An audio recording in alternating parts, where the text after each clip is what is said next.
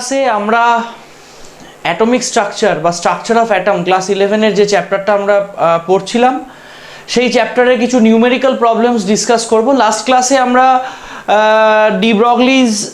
ডিব্রগলির conception বা হাইজেনবার্গস আনসারটারি principal এইগুলো আলোচনা করেছিলাম এবং তার সঙ্গে ইলেকট্রনিক কনফিগারেশন রিলেটেড বেশ কিছু বিষয়ে তোমাদের সঙ্গে ডিসকাস করেছিলাম। তো আজকের ক্লাসে মেইনলি আমরা কিছু নিউমেরিক্যাল প্রবলেমস এবং কিছু স্যাম্পল প্রবলেমস মানে স্ট্রাকচার অফ অ্যাটম থেকে যে ধরনের প্রশ্নগুলো আমাদের ক্লাস 11-এর বোর্ড এক্সামে আসে সেই ধরনের কিছু প্রবলেম বা সেই ধরনের কিছু কোয়েশ্চেন আমরা ডিসকাস করব। যার সঙ্গে আমরা কিন্তু আরও একটা জিনিস করব, সেটা হচ্ছে যে আমরা আজকে কয়েকটা কয়েকটা না বোধহয় মোস্ট প্রবাবলি একটাই এনার্জি রিলেটেড একটা ডেরিভেশন টাইপ প্রবলেম, যেটা খুব কমন, খুব মানে স্কুলের পরীক্ষাগুলোতে বা হাফ ইয়ারলি যে এক্সাম হয় প্রত্যেকটা স্কুলে সেখানে আসে। তো সেই প্রবলেমগুলো আমরা আজকে ডিসকাস করব। তো দেখো, সবার প্রথম আমি একটা কথা বলে দিতে চাই যে আমাদের এই পুরো চ্যাপ্টারটার ক্ষেত্রে যখন আমরা একদম প্রথম বোর থিওরি থেকে শুরু করেছিলাম, তারপরে বোরের radius calculation, velocity calculation, energy calculation, তারপরে তার আগে আমরা পড়েছি প্ল্যাঙ্কস কোয়ান্টাম থিওরি, যেখানে ইকুয়াল টু এইচ নিউ একটা ফর্মুলা আমরা পেয়েছি। তারপরে এটা ছাড়াও আমরা এরপরে ডিব্রগলিস থিওরি পড়েছি, ডিব্রগলির ইকুয়েশন একটা পেয়েছি, ওয়েভলেন্থ আর মোমেন্টাম কানেক্টিং একটা ইকুয়েশন। তার সঙ্গে আমরা হাইজেনবার্গস আনসারটারি প্রিন্সিপাল পড়েছি, তার একটা ইকুয়েশন পেয়েছি। তো এই সমস্ত ইকুয়েশনসগুলো কিন্তু আমাদের মাথায় রাখতে হবে এবং সেই ইকুয়েশনসগুলো কাজে লাগিয়েই কিন্তু আমরা আমাদের নিউমেরিক্যাল প্রবলেমস যেগুলো পাবো আমরা পরীক্ষায় সেগুলো কিন্তু সলভ করব। খুব সহজ কিছু নিউমেরিক্যাল প্রবলেমস আমাদের আসে। তো দেখো, সবার প্রথম আমি আজকে যে প্রবলেমটা দিয়ে ক্লাসটা স্টার্ট করব সেই প্রবলেমটা তোমরা দেখো তোমাদের স্ক্রিনে। 1 নম্বর প্রশ্ন দেখো, তোমাদের স্ক্রিনে প্রশ্নটা চলে এসেছে অলরেডি। সেখানে বলা আছে 1 × 10⁷ মিটার পার সেকেন্ড গতিসম্পন্ন একটি ইলেকট্রনের ডিব্রগলি তরঙ্গ দৈর্ঘ্য গণনা করো। Calculate the de Broglie wavelength of an electron with velocity 1.0 × 10⁷ metre per second. এবং প্রোভাইড করা আছে মাস অফ ইলেকট্রন 9.1, মানে ইলেকট্রনের ভর 9.1 × 10⁻31 কেজি। তো দেখো, আমরা ডিব্রগলিস থিওরি অনুযায়ী বা ডিব্রগলির ইকুয়েশন অনুযায়ী যেটা আমরা বলতে পারি বা যেটা আমরা আগের দিন শিখেছি, যেখানে ল্যামডা ইজ ইকুয়াল টু আমাদের h/mv। তো এখানে তোমাকে কোয়েশ্চেনে যে ডেটাগুলো দিয়েছে সেগুলোকে তুমি অবশ্যই পাশে লিখে নেবে। তুমি একবার দেখো, তোমাকে ভেলোসিটি মানে ভিটা বলে দিয়েছে 1.0 × 10⁷ মিটার পার সেকেন্ড। মাস মানে ভর তোমাকে বলে দেওয়া আছে, ইলেকট্রনের ভর 9.1 × 10⁻31 কেজি। আর এইচ এর ভ্যালু দেখো, প্রথমত হচ্ছে তোমাকে এই যে ভেলোসিটি যেটা বলা আছে that is metre per second, অর্থাৎ এসআই ইউনিটে আছে। মাস যেটা ইলেকট্রনের মাস তোমার 9.1 × 31 KG which is again in SI unit. তো তোমাকে কিন্তু এইচ এর ভ্যালুটাও এসআই ইউনিটেই লিখতে হবে, দ্যাট ইজ 6.626 × 10⁻34 জুল। হয়ে গেল। এবারে আমরা কি করব, এই ভ্যালুগুলোকে জাস্ট সাবস্টিটিউট করব আমাদের ইকুয়েশনে। তাহলে আমাদের ইকুয়েশন অনুযায়ী ল্যামডা বা ওয়েভলেন্থ ইজ ইকুয়াল টু কি h/mv। একই লাইন দুবার লিখে ফেললাম। ভ্যালুগুলোকে সাবস্টিটিউট করো, 6.626 × 10⁻34, নিচে 9.1 × 10⁻31 ইন্টু ভেলোসিটি হচ্ছে আমাদের 1.0 × 10⁷। তাহলে এবার আমরা কি করব, খুব সিম্পলি ক্যালকুলেটরে বসিয়ে ক্যালকুলেশন করে নেবে তোমরা। ক্যালকুলেটরে যখন তোমরা পুরো ক্যালকুলেশনটা করবে, আমি তোমাদের যেটা বলবো, তোমরা প্রথমে একটা ব্র্যাকেট ওপেন করবে, একটা ব্র্যাকেট স্টার্ট করবে।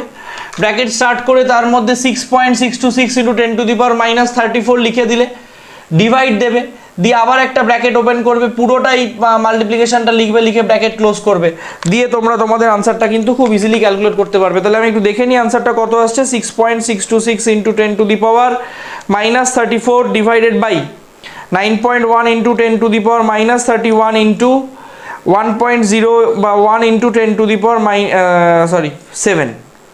তাহলে আলটিমেটলি আমাদের যেটা আনসার আসছে দ্যাট ইজ 7.28 × 10⁻11 মিটার। তাহলে আমরা ওই যে একটা ইলেকট্রন যেটার ভেলোসিটি কোশ্চেনে বলা আছে 1.0 ইন্টু 10⁷ মিটার পার সেকেন্ড, সেই ইলেকট্রনটার ক্ষেত্রে ওয়েভলেন্থ বা তরঙ্গ দৈর্ঘ্য কি ক্যালকুলেট করলাম? তরঙ্গ দৈর্ঘ্য ক্যালকুলেট করলাম 7.28 ইন্টু 10⁻11 মিটার। ক্লিয়ার? বোঝা গেল? আশা করি তোমরা বুঝতে পেরেছো। তোমরা পুরো প্রশ্নটা লিখে নেবে, আমি এই জায়গাটা ক্লিন করছি।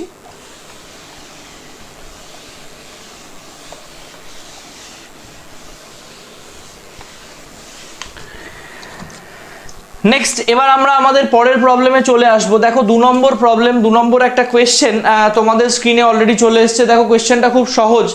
বলা আছে সোডিয়ামের যোজক ইলেকট্রনের কোয়ান্টাম সংখ্যাগুলি লেখো। এটা কোনো অঙ্ক নয়, এটা একটা প্রশ্ন। Write down the 4 quantum numbers for the valence electron of sodium. অর্থাৎ সোডিয়ামের ভ্যালেন্স ইলেকট্রন মানে হচ্ছে সোডিয়ামের শেষ কক্ষে যে ইলেকট্রনটা রয়েছে বা সোডিয়ামের জন্য যেটা লাস্ট ইলেকট্রন, সেই ইলেকট্রনটার ক্ষেত্রে তোমাকে 4টে কোয়ান্টাম নাম্বার কিন্তু ক্যালকুলেট করতে বলা হয়েছে। তাহলে আমরা সবার প্রথম এক্ষেত্রে যেটা করব সেটা হচ্ছে সোডিয়ামের অ্যাটমিক নাম্বার আমরা লিখলাম। ইলেকট্রনিক কনফিগারেশন কি হবে? 1s2 2s2 2p6 3s2 3p6, sorry ভুল করলাম আমি, সোডিয়াম মানে হচ্ছে 11, অর্থাৎ 1s2 2s2 2p6 3s1। তাহলে আমাদের এক্ষেত্রে সোডিয়ামের একদম ভ্যালেন্স শেল মানে শেষ শেল মানে কোনটা? Actually 3s1। সেখানে তোমার কটা ইলেকট্রন আছে? একটা ইলেকট্রন। তো তোমাকে বলেছে সোডিয়ামের এই যে লাস্ট ইলেকট্রনটা, এই লাস্ট ইলেকট্রনটার 4টে কোয়ান্টাম নাম্বারের কথা লিখতে, বা 4টে কোয়ান্টাম নাম্বার কি হবে সেই 4টে কোয়ান্টাম নাম্বার লিখতে। অর্থাৎ principal quantum number, azimuthal quantum number, magnetic quantum number এবং স্পিন কোয়ান্টাম নাম্বার। বাংলায় বললে মুখ্য কোয়ান্টাম সংখ্যা, গৌণ কোয়ান্টাম সংখ্যা, চুম্বকীয় কোয়ান্টাম সংখ্যা এবং ঘূর্ণন কোয়ান্টাম সংখ্যা। এই 4টে কোয়ান্টাম সংখ্যার ভ্যালু তোমাকে লিখতে হবে। তাহলে যেহেতু এটা আমার 3s1, সুতরাং এটার ক্ষেত্রে আমার n বা প্রিন্সিপাল কোয়ান্টাম নাম্বার, তোমরা কিন্তু লিখে নেবে কথায়, প্রিন্সিপাল কোয়ান্টাম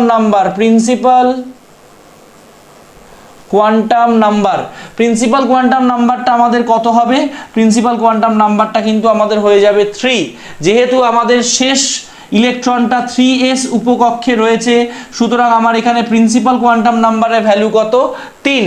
2 নম্বর আমরা এখানে বলবো অ্যাজিমুথাল কোয়ান্টাম নাম্বার বা গৌণ কোয়ান্টাম সংখ্যা, যে গৌণ কোয়ান্টাম সংখ্যার ভ্যালু আমাদের কত হবে? s উপকক্ষ বা s সাবশেলের জন্য আমাদের l এর ভ্যালুটা কত হয়? অলওয়েজ 0 হয়। নেক্সট আমাদের হচ্ছে ম্যাগনেটিক কোয়ান্টাম নাম্বার, অর্থাৎ ম্যাগনেটিক কোয়ান্টাম নাম্বার অর্থাৎ m, এটার ভ্যালু আমাদের কত হয়ে যাবে? 0। আর স্পিন কোয়ান্টাম নাম্বার বা ঘূর্ণন কোয়ান্টাম সংখ্যা, স্পিন কোয়ান্টাম নাম্বার অর্থাৎ s, এটার ভ্যালু আমাদের হয়ে যাবে হচ্ছে +12। কারণ এই উপকক্ষে আমার একটা ইলেকট্রন রয়েছে এবং সেই ইলেকট্রনটা জেনারেলি কিভাবে থাকবে? ঘড়ির কাঁটার দিকেই থাকবে, তাই জন্য সেটার স্পিন কোয়ান্টাম নাম্বারের ভ্যালু হয়ে গেল আমাদের +12। অর্থাৎ সোডিয়াম পরমাণুর ক্ষেত্রে যোজক ইলেকট্রন বা ভ্যালেন্স ইলেকট্রনের যে 4টে কোয়ান্টাম নাম্বার তোমাকে জিজ্ঞেস করেছে, তুমি খুব পরিষ্কারভাবে ইলেকট্রনিক কনফিগারেশনটা লিখে এই বক্সটা ড্র করে তুমি 4টে কোয়ান্টাম নাম্বার 1 বাই 1 লিখে দিলে, তুমি যা মার্কস তোমার মানে অ্যালটেড থাকবে সেটা তুমি পুরোটাই পাবে, কোথাও কিছু কাটবে না। তাহলে মনে করো আমি যদি অন্য একটা ইলেকট্রনের ক্ষেত্রে চলে যাই, মনে করো ধরো তোমাকে আমি বলে দিলাম পটাশিয়াম মানে কি? 19। তাহলে ইলেকট্রনিক কনফিগারেশন কি হবে? 1s2 2s2 2p6 3s2 3p6 4s1। তাহলে পটাশিয়ামের জন্য শেষ উপকক্ষ মানে কি? 4s, তাতে একটা ইলেকট্রন, তাই তো? তাহলে তোমার ইলেকট্রনিক কনফিগারেশন কি হয়ে যাবে? ইলেকট্রনিক কনফিগারেশন যে 4টে কোয়ান্টাম নাম্বারের ভ্যালু কি হবে? n এর ভ্যালু হবে 4, যেহেতু s উপকক্ষ l এর ভ্যালু হবে 0, m এর ভ্যালু হবে 0, s এর ভ্যালু হবে +12। তাহলে পটাশিয়ামের ক্ষেত্রে তুমি যদি যোজক ইলেকট্রন বা ভ্যালেন্স ইলেকট্রনের 4টে কোয়ান্টাম নাম্বারের কথা তোমাকে জিজ্ঞেস করে, তুমি খুব পরিষ্কারভাবে বলে দিতে পারবে যে এই 4টে কোয়ান্টাম নাম্বার আমাদের পটাশিয়ামের যে লাস্ট ইলেকট্রন বা পটাশিয়ামের যেটা ভ্যালেন্স ইলেকট্রন বা একদম লাস্ট যে ইলেকট্রনটা, তার জন্য 4টে কোয়ান্টাম নাম্বার হচ্ছে আমাদের এইটা। ক্লিয়ার? বোঝা গেল? আশা করি বুঝতে পেরেছো। এবার আমরা এই জায়গাটা ক্লিন করছি, আমরা আমাদের পরের প্রশ্নে চলে আসব। দেখো তোমাদের স্ক্রিনে প্রশ্নটা অলরেডি রয়েছে, এটাও একটা কোয়েশ্চেন, এবং এখানে বলা আছে পাশের উপকক্ষগুলির মধ্যে কোনগুলি সম্ভব নয়। অর্থাৎ তোমাকে এখানে 4টে উপকক্ষের কথা বলা হয়েছে, 1p 2d 3s 3f। এই 4টে উপকক্ষের মধ্যে কোন উপকক্ষগুলো সম্ভব নয় সেই ব্যাপারটা তোমাকে রিপ্রেজেন্ট করতে বলা হবে। সেই উপকক্ষগুলোর কথা তোমাকে জাস্ট লিখতে বলা হয়েছে, কোনো কারণ কিন্তু জিজ্ঞেস করা হয়নি। ঠিক আছে? তাহলে খুব পরিষ্কারভাবে আমরা এখানে যে জিনিসটা দেখতে পাচ্ছি, একটা জিনিস দেখো, আমাদের আমি আগে প্রশ্নের উত্তরটা ডিরেক্ট যাওয়ার আগে তোমাদের একটা ইনফরমেশন, ট্রিক একটু বলে রাখি, যে কোনো উপকক্ষ বা যে কোনো একটা সাবশেলকে আমরা যে কোয়ান্টাম নাম্বারটা দিয়ে রিপ্রেজেন্ট করি সেটা হচ্ছে আমাদের এল, অর্থাৎ অ্যাজিমুথাল কোয়ান্টাম নাম্বার। এবং তোমরা একটা জিনিস সবসময় মাথায় রাখবে, n নট ইকুয়াল টু এল, অর্থাৎ n এর ভ্যালু কোনোদিন l এর ভ্যালুর সঙ্গে সমান হতে পারে না। মিন্স প্রিন্সিপাল কোয়ান্টাম নাম্বারের ভ্যালু আর অ্যাজিমুথাল কোয়ান্টাম নাম্বারের ভ্যালু কোনো অবস্থাতেই সমান হয় না। কারণ আমরা যখন l এর ভ্যালু তোমাদের পড়িয়েছিলাম, একটা বক্স করে একটা ছক করে তোমাদের যখন l এর ভ্যালুটা বুঝিয়েছিলাম, তখন মনে করে দেখো আমি বলেছিলাম যে l এর ভ্যালুটা অলওয়েজ হয় 0 to n-1। সেই কারণে আমাদের এক্ষেত্রে কিন্তু আমরা দেখতে পাবো যে আমাদের n is not equal to l, এবং এটা কিন্তু অলওয়েজ ফলোড আপ হয় যে n এর ভ্যালু কখনো l এর ভ্যালুর সঙ্গে সেম হয় না। আর আরেকটা জিনিস মাথায় রাখতে হবে, n এর ভ্যালু কিন্তু কোনোদিন l এর ভ্যালুর সঙ্গে, মানে l এর ভ্যালুর থেকে বড় হয় না। সরি, ভুল বললাম, ভেরি সরি। n এর ভ্যালু কোনোদিন l এর ভ্যালুর থেকে কিন্তু ছোট হতে পারে না। ঠিক আছে? n এর ভ্যালুটা সবসময় হবে l এর থেকে বড়। ক্লিয়ার? বোঝা গেল? আশা করি বুঝতে পেরেছো। আবার আমি দুটো ইনফরমেশন একবার বলে দিচ্ছি, যে প্রিন্সিপাল কোয়ান্টাম নাম্বারের ভ্যালু আর অ্যাজিমুথাল কোয়ান্টাম নাম্বারের ভ্যালু কোনোদিন ইকুয়াল হবে না, নাম্বার 1। নাম্বার 2 হচ্ছে প্রিন্সিপাল কোয়ান্টাম নাম্বারের ভ্যালু অলওয়েজ কিন্তু অ্যাজিমুথাল কোয়ান্টাম নাম্বারের থেকে বড় হবে। অর্থাৎ মুখ্য কোয়ান্টাম সংখ্যার মান সর্বদাই কিন্তু গৌণ কোয়ান্টাম সংখ্যার অপেক্ষা বেশি থাকবে। তো এবার আমরা একটু চলে আসি, প্রথম যে উপকক্ষটার কথা তোমাদের প্রশ্নে বলা আছে, দ্যাট ইজ 1p। তাহলে 1p যদি তুমি লেখো, 1p মানে n এর ভ্যালু কত? 1, l এর ভ্যালু কত? 1। দেখো একটা জিনিস আমি তোমাদের আগেই বলেছিলাম যে l এর ভ্যালু যখন 0 হবে সেটা s উপকক্ষ, l এর ভ্যালু যখন 1 হবে সেটা p উপকক্ষ, l এর ভ্যালু যখন 2 হবে সেটা d উপকক্ষ, l এর ভ্যালু যখন 3 হবে সেটা f উপকক্ষ। তাই তো? তাহলে এই যে আমি যদি 1p উপকক্ষের কথা চিন্তা করি বা কনসিডার করি, তাহলে সেক্ষেত্রে আমার কি হয়ে যাচ্ছে? n is equal two l হয়ে যাচ্ছে। That is absurd. n এর ভ্যালু তো l এর ভ্যালুর সঙ্গে কখনো সমান হতে পারে না। l এর ভ্যালুটা অলওয়েজ কি হয়? 0 to n-1, মানে 0 থেকে n-1 অবধি হয়। l এর ভ্যালু কোনোদিন n এর ভ্যালুর সঙ্গে সমান হয় না। তাহলে আমরা খুব পরিষ্কার পরিচ্ছন্নভাবে যেটা বলতে পারছি যে এই পার্টিকুলার উপকক্ষটার ক্ষেত্রে যেহেতু n ইকুয়াল টু l, সুতরাং এই উপকক্ষটা সম্ভব নয়। ক্লিয়ার? ঠিক সিমিলারলি আমরা আমাদের পরের উপকক্ষটার ক্ষেত্রে চলে আসছি, 2d।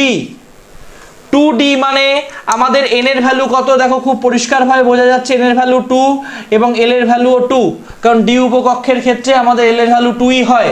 তাহলে এই ক্ষেত্রেও আমাদের n আর l এর ভ্যালু সমান হয়ে যাচ্ছে, সুতরাং এই উপকক্ষটাও অর্থাৎ 2d উপকক্ষটাও সম্ভব নয়। কারণ কোনো উপকক্ষের ক্ষেত্রে কোনো অবস্থাতেই আমাদের প্রিন্সিপাল কোয়ান্টাম নাম্বার এবং অ্যাজিমুথাল কোয়ান্টাম নাম্বারের ভ্যালু সমান হতে পারে না। ক্লিয়ার? তাহলে এবার আমরা থার্ড উপকক্ষটার ক্ষেত্রে চলে আসবো। আমি এই দুটো একটু মুছে দিচ্ছি। থার্ড যে উপকক্ষটার কথা আমাদের বলা আছে প্রশ্নে, সেটা হচ্ছে 3s। 3s মানে n এর ভ্যালু কত? 3, l এর ভ্যালু কত? 0। তাহলে দেখো এক্ষেত্রে কিন্তু আমাদের n ইজ গ্রেটার দ্যান এল রয়েছে, সুতরাং এই উপকক্ষটা আমাদের সম্ভব অথবা পসিবল।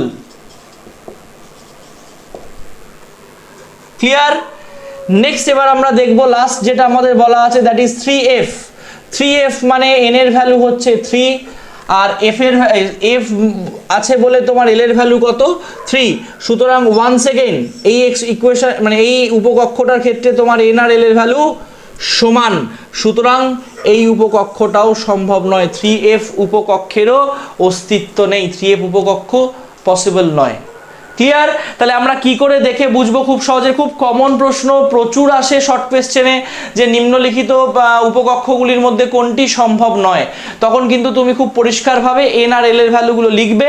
যদি তোমার n গ্রেটার দ্যান l হয় তাহলে বলবে সম্ভব, আর অন্য যে কোনো কেসে n এর ভ্যালু l এর ভ্যালুর সঙ্গে সমান হলেও সম্ভব নয়, n এর ভ্যালু l এর ভ্যালুর থেকে ছোট হলেও সম্ভব নয়। ক্লিয়ার? বোঝা গেল? নেক্সট আমি এই জায়গাটা ক্লিন করছি। দেখো পরের প্রশ্ন তোমাদের স্ক্রিনে, ভালো করে প্রশ্নটা পড়ো। দেখো খুব সহজ একটা প্রশ্ন দেওয়া আছে, বলা আছে যে একটি গতিশীল কণার তরঙ্গ দৈর্ঘ্য ল্যামডা মানে ওয়েভলেন্থ ল্যামডা, গতিশক্তি মানে কাইনেটিক এনার্জি যদি ক্যাপিটাল ই হয় তাহলে দেখাও lambda is equal to h by root over 2me। এই যে রুটটা, এই রুটটা কিন্তু কমপ্লিট 2me, পুরোটার ওপরেই রুট আছে। ক্লিয়ার? এটা তোমাকে প্রমাণ করতে বলেছে, খুব সহজ একটা প্রমাণ। দেখো আমরা কিভাবে এটা করব, এটা আমাদের 4 নম্বর প্রশ্ন। বলা আছে আমরা জানি যে ফ্রম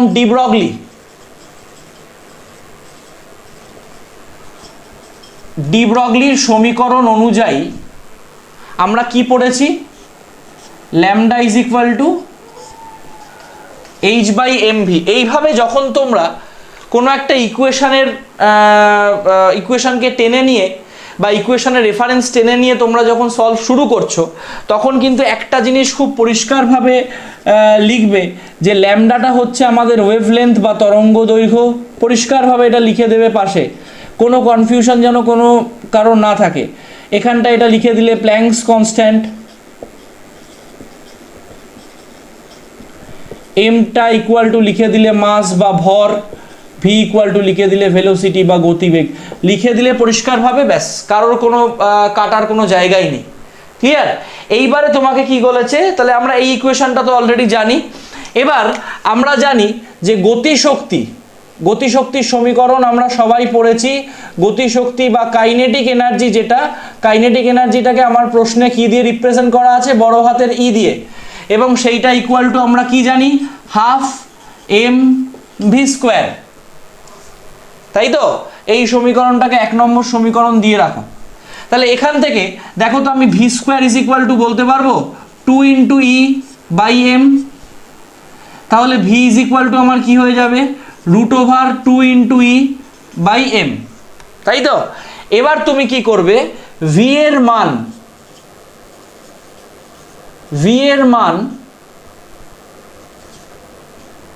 1 নং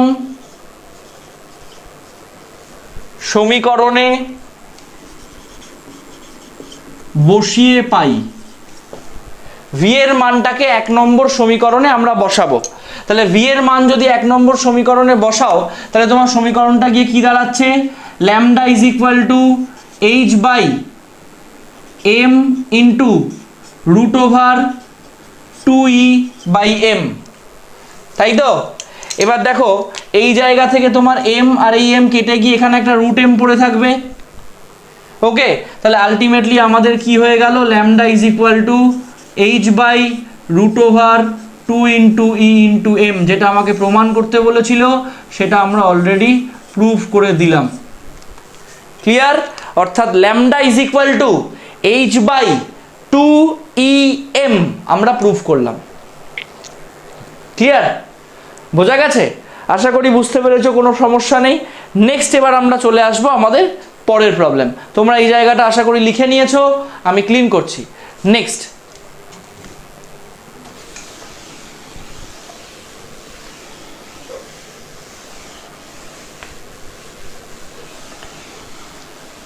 দেখো পরের প্রশ্ন তোমাদের স্ক্রিনে, খুব ভালো করে পড়ো কি বলা আছে। বলা আছে একটি হাইড্রোজেন পরমাণুর প্রথম কক্ষপথে অবস্থিত একটি ইলেকট্রনের শক্তি -2.18 ইন্টু 10⁻⁻18 জুল। পঞ্চম কক্ষপথের শক্তি নির্ণয় করো। অর্থাৎ পঞ্চম কক্ষপথে মানে কোনো একটা ইলেকট্রন হাইড্রোজেনের প্রথম কক্ষপথে যখন উপস্থিত থাকে তখন সেই ইলেকট্রনটার এনার্জি হয় -2.18 ইন্টু 10⁻⁻18 জুল। ইলেকট্রনটা যখন পঞ্চম কক্ষপথে উপস্থিত থাকবে অর্থাৎ ফিফথ অরবিটে উপস্থিত থাকবে তখন ইলেকট্রনটার এনার্জি কত হবে? What will be the energy of an electron in the fifth shell of hydrogen atom? Okay, তাহলে আমি তোমাদের যখন এনার্জি ক্যালকুলেশন পড়িয়েছিলাম তাহলে এটা আমাদের 5 নম্বর প্রবলেম হয়ে গেল। এনার্জি ক্যালকুলেশন যখন তোমাদের আমি পড়িয়েছিলাম তখন মনে করে দেখো আমি তোমাদের একটা এইরকম এক্সপ্রেশন বলেছিলাম যে En is equal two E1 into 1/n²। এরকম একটা এক্সপ্রেশন আমি তোমাদের করিয়েছিলাম যেখানে আমাদের এই E1 ছিল হচ্ছে energy of first Bohr orbit, energy of first Bohr orbit অর্থাৎ বোরের অ্যাটমিক মডেল অনুযায়ী হাইড্রোজেন পরমাণুর যে ফার্স্ট বোর অরবিট সেই বোর অরবিটের এনার্জিটাকে আমরা রিপ্রেজেন্ট করেছিলাম E1 দিয়ে। আমাদের এনার্জি ক্যালকুলেশনের ক্লাসটা দেখলেই তোমরা বুঝতে পারবে। এবং সেক্ষেত্রে আমরা যে এনার্জিটা পেয়েছি that is 2.18 into 10⁻⁻18 joule. 2.18 into 10⁻⁻18 joule, that is 2.18 into 10⁻⁻18 joule, যেটা আমাদের E1 প্রোভাইড করা আছে। তাহলে তোমাকে কি ক্যালকুলেট করতে বলেছে? তোমাকে ক্যালকুলেট করতে বলেছে বেসিক্যালি E5টা তোমাকে ক্যালকুলেট করতে বলেছে। তাহলে খুব সিম্পলি আমি লিখতে পারবো যে E5 is equal two E1 into 1/5²। তাই তো এই এক্সপ্রেশনটাকে টেনে আমি এটা লিখতেই পারি। এবার জাস্ট ভ্যালুগুলো বসাবো। E1 এর ভ্যালু কত? -2.18 ইন্টু 10⁻⁻18 ইন্টু 1/25। তাহলে আলটিমেটলি আমাদের আনসারটা কত আসছে? আমাদের আনসারটা আসছে 2.18 into 10⁻⁻18 divided by 25, that is 8.72 into 10⁻⁻20 joule. Minus sign একটা থাকবে। 8.72 into 10⁻⁻20 joule, that is the energy of an electron in fifth shell of hydrogen atom. অর্থাৎ হাইড্রোজেন পরমাণুর ক্ষেত্রে পঞ্চম কক্ষপথে উপস্থিত একটা ইলেকট্রনের শক্তি হচ্ছে -8.72 ইন্টু 10⁻⁻20 জুল। আমরা ক্যালকুলেট করে দেখলাম। ক্লিয়ার? E5টা বার করার জন্য তোমাকে যখন E1টা প্রোভাইড করা আছে তুমি খুব সিম্পলি কিন্তু এই ইকুয়েশনটাকে মনে রাখবে এবং এটাকেই কাজে লাগাবে। দেখবে খুব সহজে তোমার অঙ্কটা হয়ে গেছে। ক্লিয়ার? বোঝা গেছে? আমি ক্লিন করছি।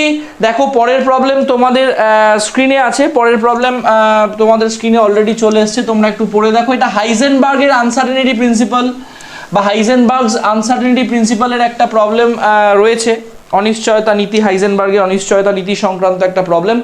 বলা আছে একটি ক্রিকেট বলের ভর 150 গ্রাম এবং এর অবস্থানের অনিশ্চয়তা 1 অ্যামস্ট্রং।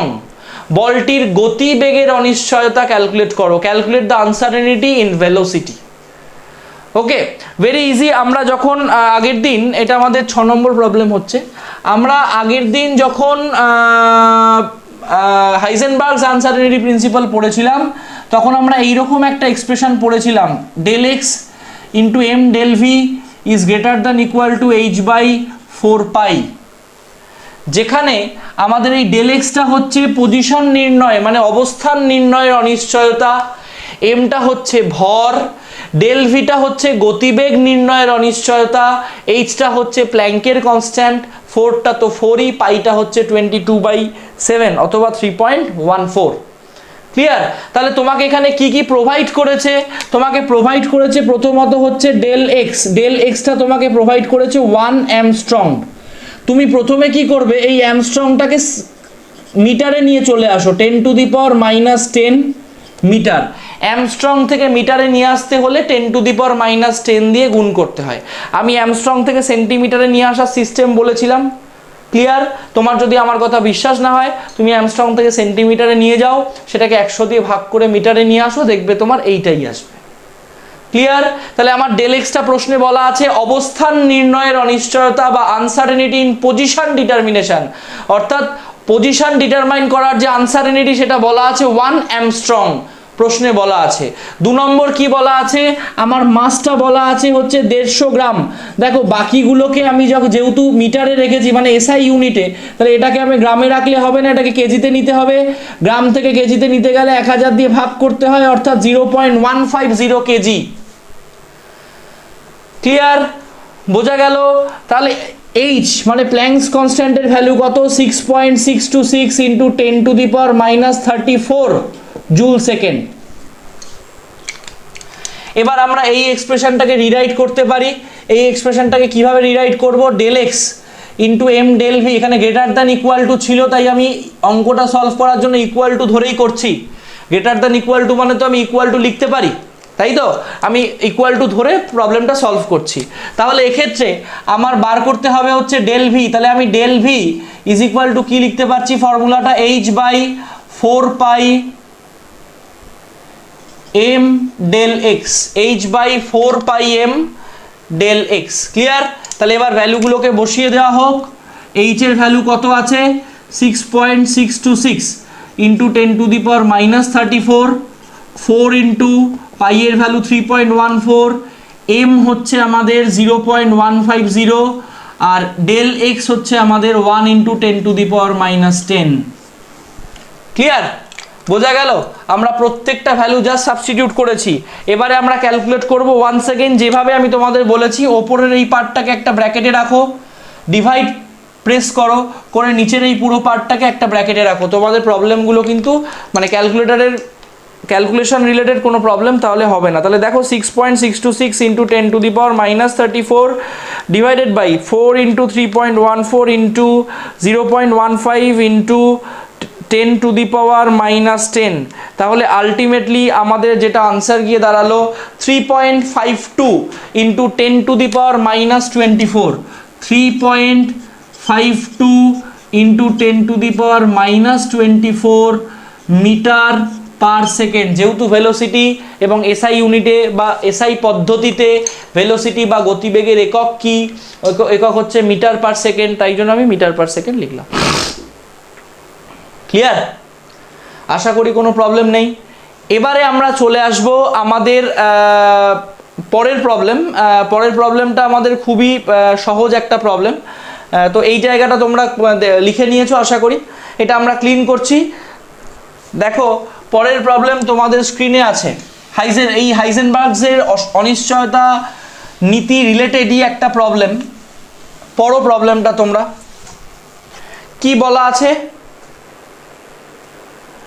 বলা আছে একটি গলফ বলের ভর 40 গ্রাম এবং গতিবেগ 45 মিটার পার সেকেন্ড।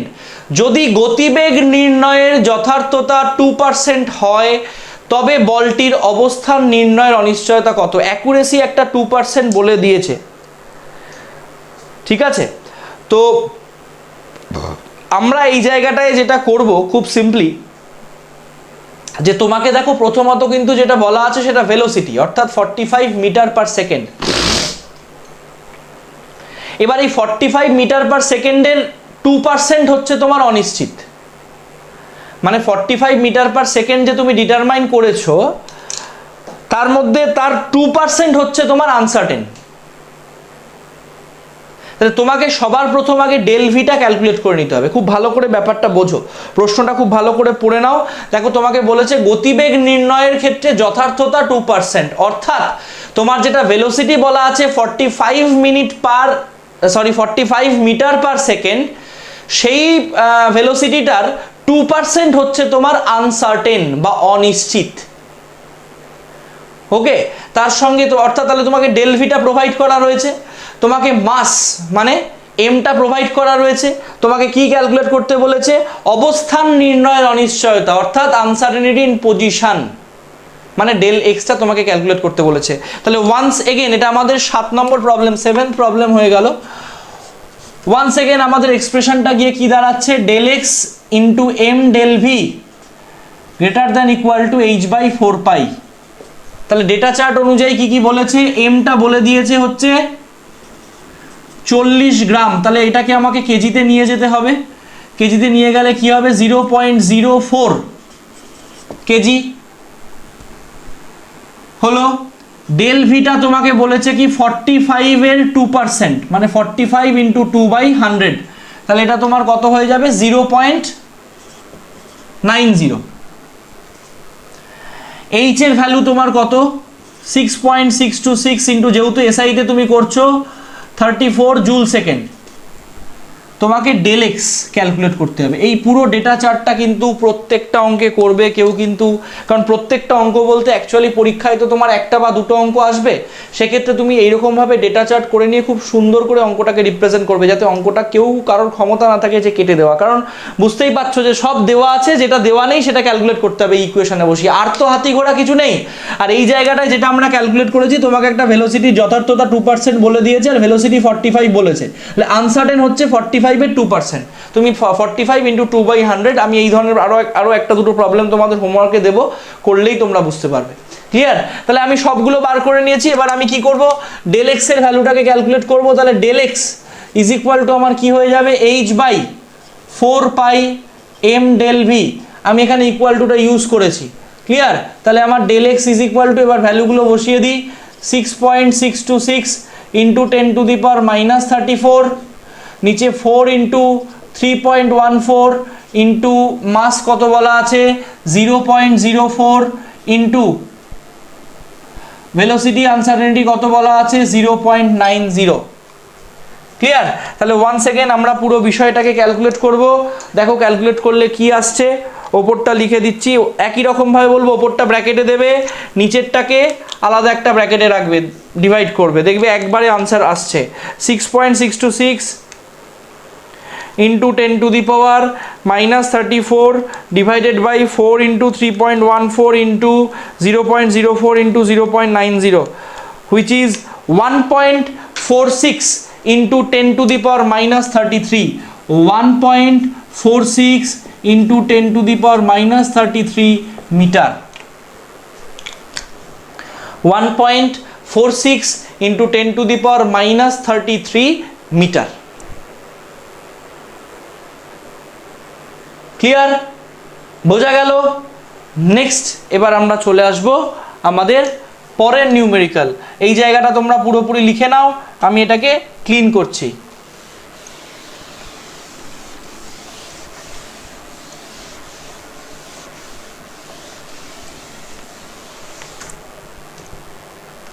দেখো বলা আছে বামার সারির, প্রশ্নটা তোমরা আশা করি পড়ে নিয়েছো, বলা আছে বামার সারির বর্ণালীগুলির মধ্যে ক্ষুদ্রতম তরঙ্গ দৈর্ঘ্যের যে বর্ণালী তার মান নির্ণয় করো। অর্থাৎ যে ক্ষুদ্রতম তরঙ্গ দৈর্ঘ্যটা বামার সিরিজের ক্ষেত্রে আমরা পাবো, সেই ক্ষুদ্রতম তরঙ্গ দৈর্ঘ্যটাকে ক্যালকুলেট করতে বলেছে, অর্থাৎ শর্টেস্ট ওয়েভলেন্থ। তো আমি এই অঙ্কটা শুরু করার আগে তোমাদের একটা ইনফরমেশন দিয়ে দিতে চাই। এই ধরনের স্পেকট্রা রিলেটেড দুটো ক্যালকুলেশন আসে যখন তোমাকে ক্যালকুলেট করতে বলবে শর্টেস্ট ওয়েভলেন্থ,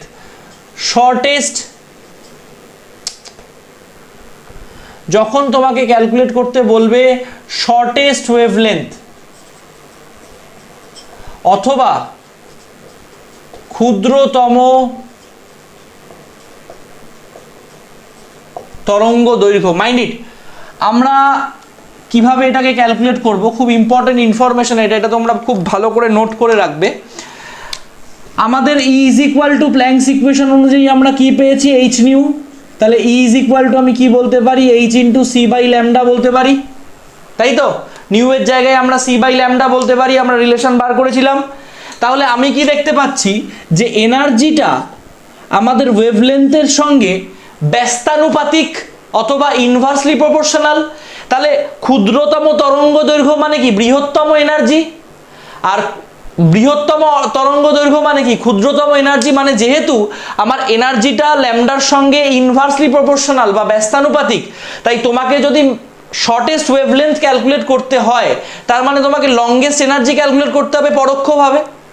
অর্থাৎ প্রশ্নে যদি তোমাকে বলে দেয় শর্টেস্ট ওয়েভলেন্থ ক্যালকুলেট করো, তার মানে কি তোমাকে লংগেস্ট এনার্জি ক্যালকুলেট করতে বলছে, কারণ দুটো তো একটা অন্যটার সঙ্গে ব্যস্তানুপাতিক।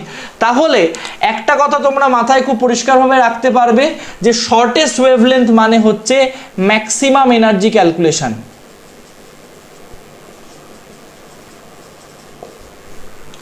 তাই তো?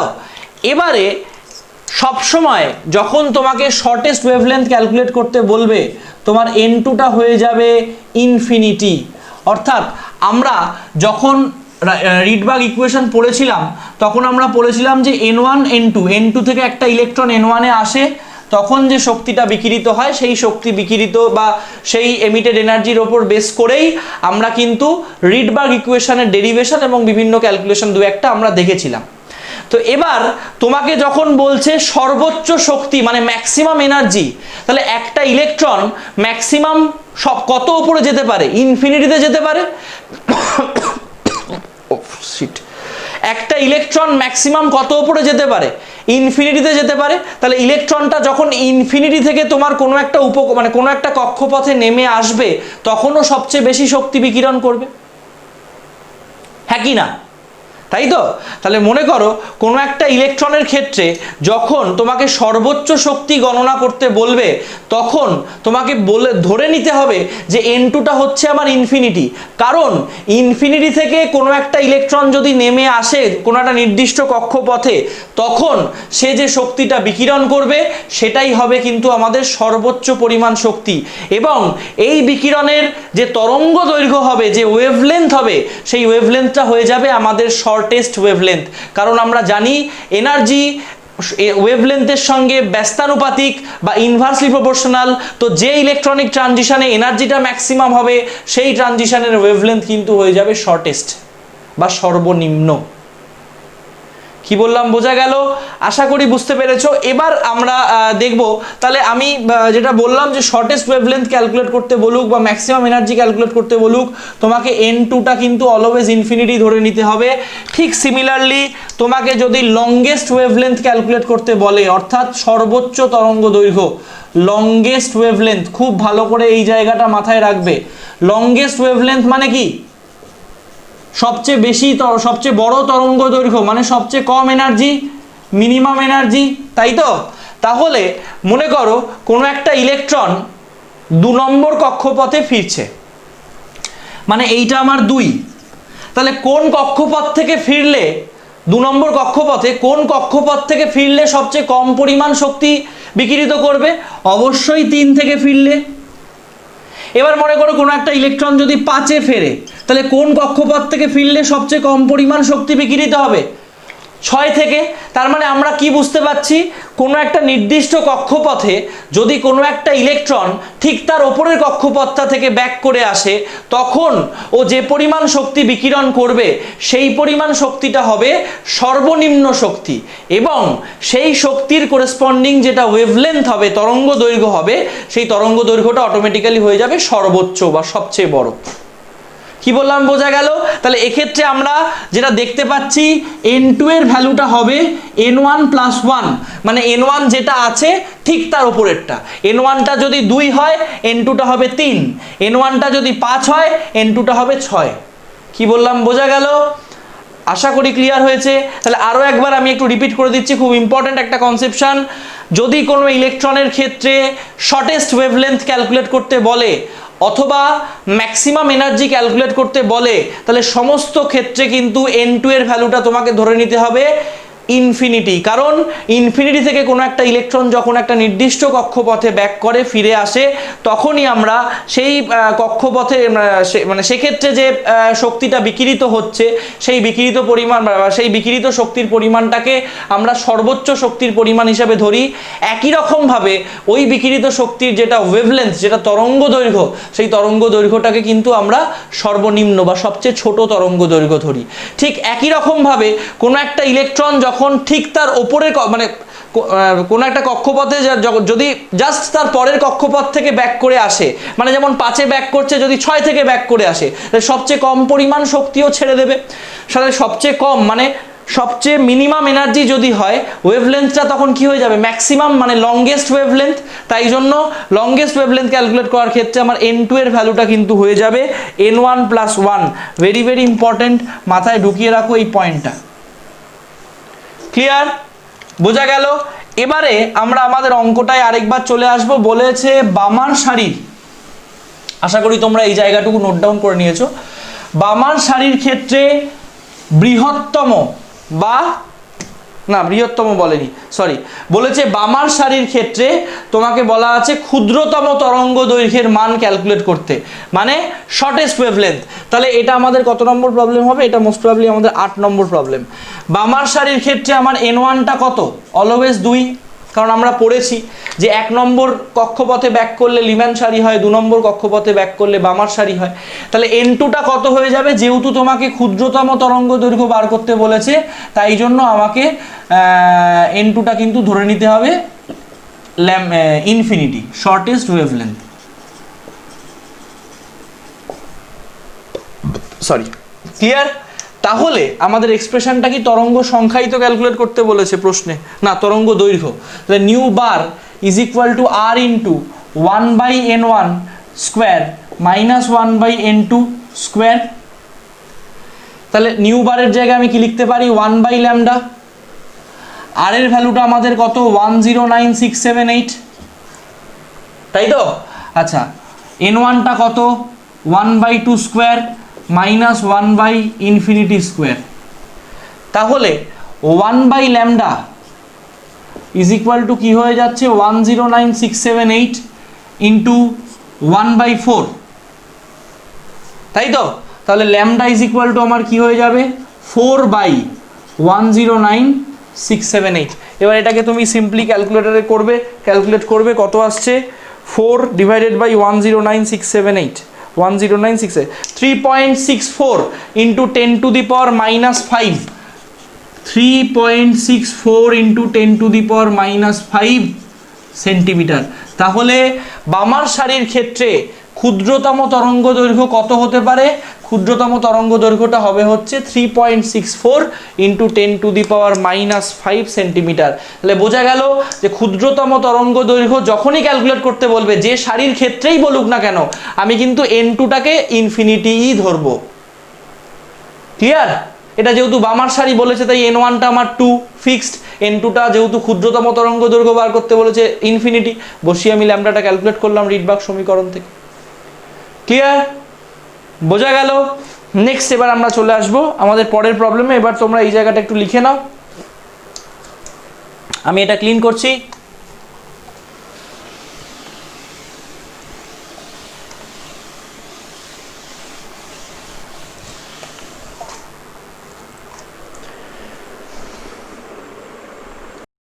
দেখো পরের প্রশ্ন তোমাদের স্ক্রিনে রয়েছে, দেখতেই পাচ্ছ কি বলেছে। হাইড্রোজেন পরমাণুর ক্ষেত্রে বামার সারির প্রথম রেখার তরঙ্গ সংখ্যা 15200 সেন্টিমিটার ইনভার্স। Li2+ আয়নের ক্ষেত্রে ওই সারির প্রথম রেখার তরঙ্গ সংখ্যা কত? দেখো প্রথমত হচ্ছে বামার সারির প্রথম রেখা, মানে n1টা তো তোমার 2 আর n2টা হয়ে যাবে তোমার 3, কারণ যখন তোমার 2 থেকে যখন তোমার 3 থেকে 2 এ ব্যাক করবে তখনই তুমি বামার সারির ক্ষেত্রে প্রথম রেখাটা ক্যালকুলেট করতে পারবে, তাই তো? তাহলে বামার সারির প্রথম রেখা, এই যে কথাটা বলে দিয়েছে বা ফার্স্ট লাইন অফ বামার সিরিজ, এই কথার মধ্যেই কিন্তু তোমাকে বলা আছে যে n1 এর ভ্যালু কত, n2 এর ভ্যালু কত। ক্লিয়ার? বোঝা গেল? এবারে আমরা চলে আসব রিডবার্গ সমীকরণটা আমরা একবার একটু লিখব।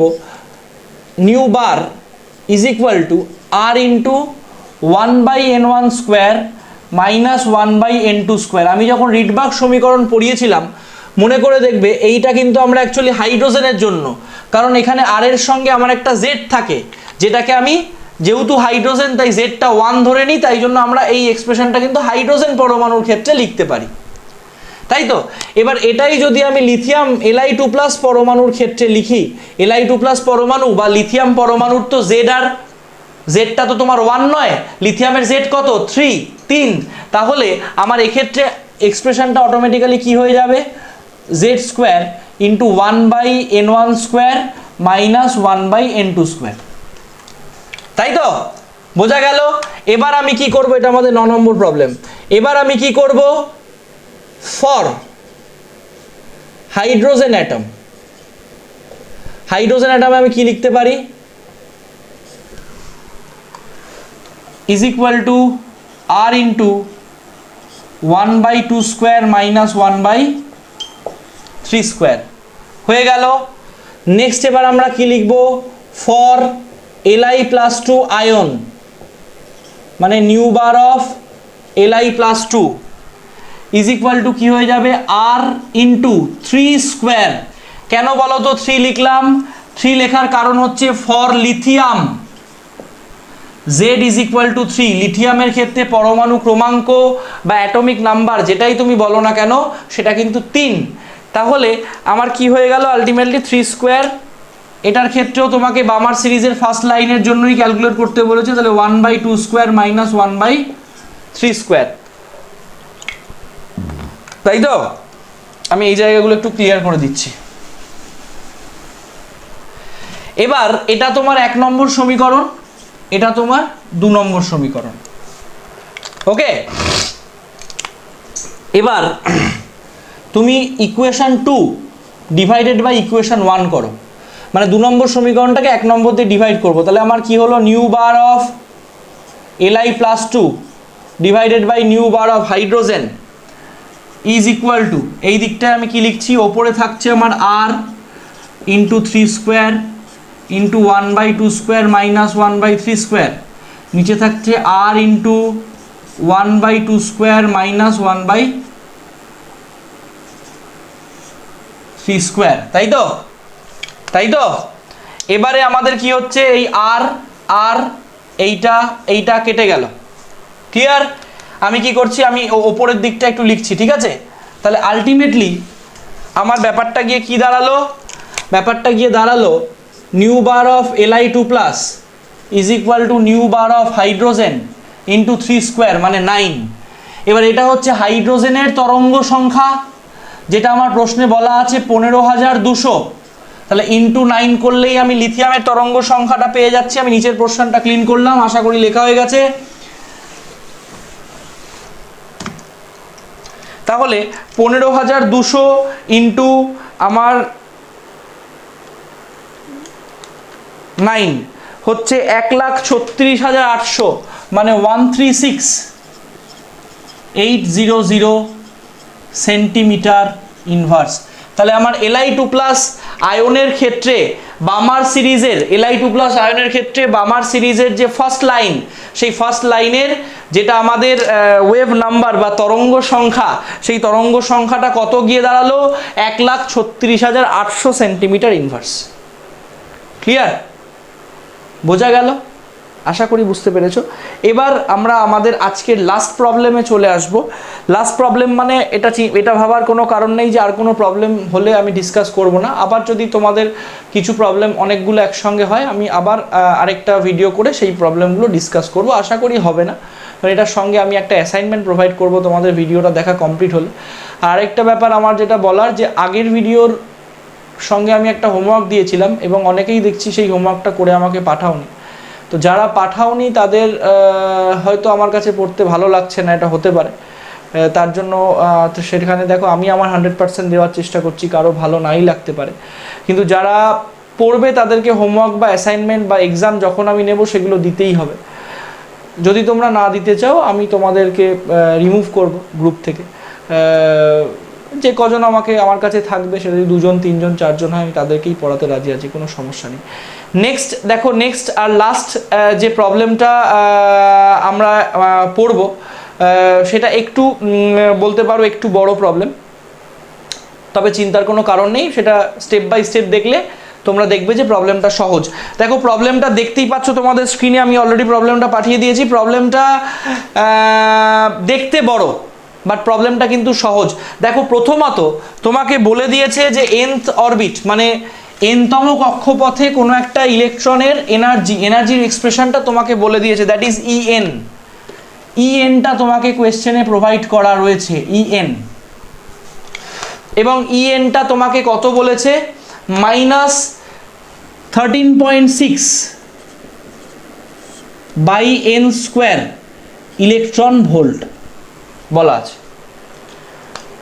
ঠিক আছে, এবারে তোমরা খুব পরিষ্কারভাবে দেখো, এটা আমাদের 10 নম্বর প্রবলেম, লাস্ট প্রবলেম আজকে।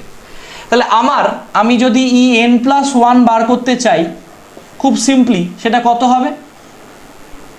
13.6 বাই এন প্লাস ওয়ান তার স্কোয়ার ইলেকট্রন ভোল্ট।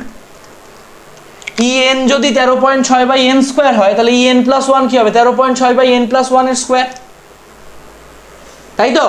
তাহলে আমি যদি দুটোকে মাইনাস করি, এবার ই ভালো করে দেখো, এটা জাস্ট এটা জাস্ট মানে অ্যালজেব্রা বলতে পারো, এখানে কেমিস্ট্রি কিছু নেই। এই দুটোকে মাইনাস করব, তাহলে কি হবে? Minus 13.6 by n plus one তার square minus of minus 13.6 divided by n square. হলো? ক্লিয়ার? এবারে আমরা পরের লাইনটা করব। ব্র্যাকেট ওপেন করে দিচ্ছি, 13.6টাকে কমন নিয়ে নিচ্ছি। 13.6 যদি, আচ্ছা 13.6টাকে আমি পরে কমন নেব, minus 13.6 by n plus one তার square plus 13.6 by n square. আমি কি করছি? বোথ সাইডে এলসিএম করে দিচ্ছি পুরোটা। তাহলে আমার এখানে কি পড়ে থাকছে? আমি 13.6টা, আচ্ছা 13.6টাকে রেখেই করে যাই, 13.6 into N square plus 13.6 into n plus one তার স্কোয়ার। ক্লিয়ার? এবারে আমি ওপরের লাইন থেকে 13.6টাকে কমন নিয়ে নিলাম। 13.6টাকে কমন নিয়ে নিলে আমি কি লিখতে পারছি? এন প্লাস ওয়ান তার square minus n square divided by n square into n plus one তার স্কোয়ার। আমি এই লাইনটাকে একটু মুছে একটু নিচে লিখি, অনেকের হয়তো এত কাছাকাছি মাথা গুলিয়ে যেতে পারে। 13.6টাকে কমন নিয়ে নিলাম, ওপরে পড়ে থাকলো এন প্লাস ওয়ান তার স্কোয়ার। এইটাকে আগে লিখলাম যেহেতু এর সামনে প্লাস আছে, মাইনাস এন স্কোয়ার, আর নিচে রয়েছে N square into n plus one তার স্কোয়ার। ক্লিয়ার? বোঝা গেল? এই অবধি কারো কোনো অসুবিধা আছে? দেখো এটা কিন্তু সিম্পল বীজগণিত, অ্যালজেব্রা, আর কিচ্ছু নয়। একটু ঠান্ডা মাথায়, অনেকে এইসব প্রশ্নগুলো দেখে ঘুলিয়ে যায়, ঘাবড়ে যায়, মানে খুব কঠিন কেমিস্ট্রি, কিছুই পাচ্ছি না। কিন্তু এটা কিন্তু সিম্পল ম্যাথামেটিক্স, আর কিছুই নেই। আমার ই এন দেওয়া ছিল, ই এন প্লাস ওয়ানটা জাস্ট এনের জায়গায় এন প্লাস ওয়ান বসিয়েছি, বসে এই দুটোকে মাইনাস করেছি। এবার অ্যালজেব্রা তোমরা যেভাবে সলভ করো, বীজগণিত যেভাবে সলভ করো, সেইভাবে সলভ করতে করতে এগিয়ে যাচ্ছি। এবারে আমি ওপরের পার্টটা একটু মুছছি। তাহলে এটা আমার এ প্লাস বি হোল স্কোয়ার রয়েছে, এইটাকে আমি ফর্মুলায় স্প্লিট করে দিতে পারি। তাহলে আলটিমেটলি 13.6টাকে আমি বাইরে রেখেছি, তাহলে এটা কত হলো? A square plus 2ab plus b square minus n square, নিচে আছে n square into n plus one তার স্কোয়ার, তাই তো? তাহলে ওপরে আমার কি হলো? এই এন স্কোয়ার আর এই এন স্কোয়ার কেটে গেল, তাহলে আলটিমেটলি পড়ে থাকলো কি? 13.6 into 2n plus one divided by n square into n plus one তার স্কোয়ার। ওকে, আমি এই পার্টটুকু পুরোটাই মুছে দিলাম। এই অবধি আমি চলে এসেছি। এবার তোমাকে ওয়ান্স এগেন একবার প্রশ্নে ব্যাক করতে হবে, কোয়েশ্চেনে ব্যাক করতে হবে। দেখো কোয়েশ্চেনে একটা ইনফরমেশন বলা আছে যে এন এর মান খুব বড় হলে, অথবা the value of N is large, এইটা কিন্তু আমাদের খুব ইম্পর্টেন্ট। যদি n is very very greater than 1 হয়, মানে n এর ভ্যালু যেহেতু খুব বড়, প্রশ্নে এটা প্রোভাইড করা আছে, তাহলে দেয়ারফোর আমি n প্লাস 1 এটাকে নিয়ারলি ইকুয়াল টু n করে দিতে পারি। কেন বলো তো? কারণ তোমাকে প্রশ্নে বলেই দেওয়া আছে যে n এর মান অনেক বড়, অর্থাৎ তোমাকে 1 লক্ষ টাকা দেওয়া হলো প্লাস 1 টাকা দেওয়া হলো। তাহলে এই যে তোমার কাছে 1 লক্ষ 1 টাকা আছে আর 1 লক্ষ টাকা আছে, এই দুটোর মধ্যে যে ডিফারেন্স, সেই ডিফারেন্সটাকে আমরা নেগলেক্ট করতে পারি, কারণ 1 লক্ষটা 1-এর থেকে অনেক অনেক গুণ বড়। কি বললাম বোঝা গেল? দ্যাট ইজ ওয়াই যেহেতু n এর মানটা 1-এর থেকে অনেক বড়, তাই আমি n প্লাস 1টাকে নিয়ারলি ইকুয়াল টু 1n লিখে দিচ্ছি। ঠিক সিমিলারলি আমি যদি এখানে 2n প্লাস 1টাকে নিয়ারলি ইকুয়াল টু কি লিখতে পারি? 2n লিখতে পারি। ক্লিয়ার?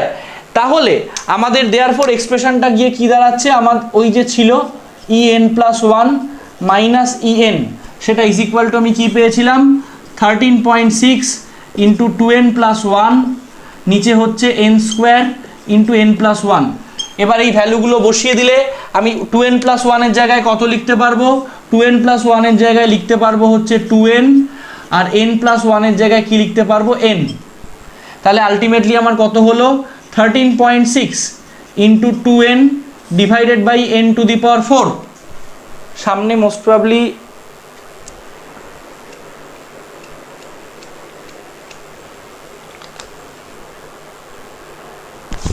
তাহলে আলটিমেটলি আমি যেটা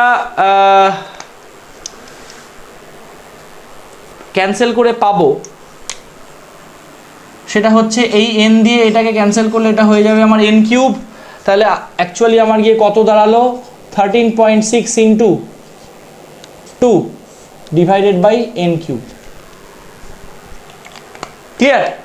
13.6 divided by 2 into 2 divided by n cube. Clear? বোঝা গেল? তাহলে আজকের ক্লাস আমাদের এই অবধিই থাকছে। আমি এই ক্লাসটার ভিডিও তোমাদের দেখা হলে আগের হোমওয়ার্কগুলো যাদের কাছে পেন্ডিং আছে তোমরা সেগুলো আমাকে পাঠাও। নেক্সট আমি একটা অ্যাসাইনমেন্ট তোমাদের দেবো, এবং তোমরা অনেকেই আমার কাছে আমি যে নোটটা দিয়েছি তার পিডিএফটা চেয়েছো। অ্যাকচুয়ালি নোটের কপিটা আমার কাছে এই মুহূর্তে নেই, দ্যাট ইজ ওয়াই আমি ওটাকে পিডিএফ করে দিতে পারছি না। আমি চেষ্টা করছি যত তাড়াতাড়ি সম্ভব ওটা আনানো, লকডাউনের জন্য আমি আনাতে পারছি না। তো আজকের ক্লাস এই অবধিই থাকলো। নেক্সট ক্লাসে আমরা নেক্সট ক্লাস কবে হবে কিভাবে হবে এটা আমি তোমাদের সঙ্গে ডিসকাস করে নেবো। অ্যাটমিক স্ট্রাকচার অলমোস্ট শেষ, প্রায় শেষ, পুরোটাই শেষ, আর কিছু বাকি নেই। Thank you.